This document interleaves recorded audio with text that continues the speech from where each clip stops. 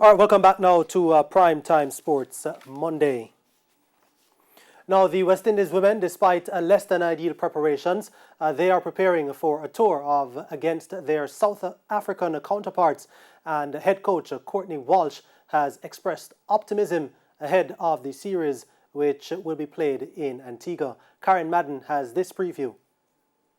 The South African women come to the Caribbean ranked third and will face a West Indies team which, though ranked sixth, are going into another home series fresh from T20 and one-day international wins over Pakistan in July.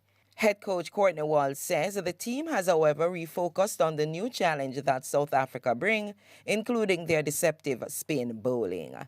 But Walsh would not be drawn into disclosing his strategy. But you can't underestimate or underrate the South African team. They're playing some pretty good cricket and they've got some very good players. So we've got to ensure that we match them on the park.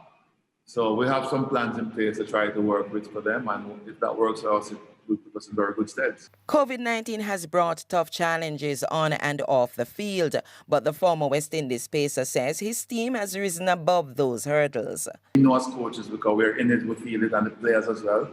I think once the competition starts, it becomes a little bit easier because you get out a lot more and you have something to focus on. But when you're in a bubble fatigue and you can't move and the restrictions are there, but it's just what we have to do.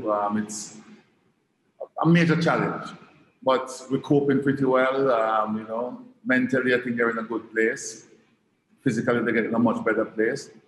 We could have had a little bit more work, but that's not out of our control.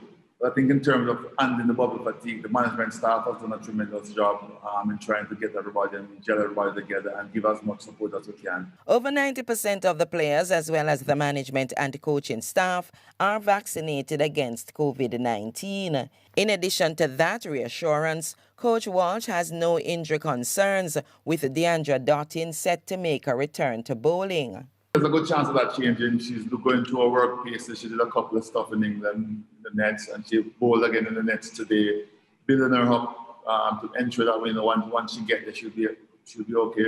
So I've been guided by the medical team. We've got some paces that we're putting her through, and she started again with us today because, as you know, she was in the UK.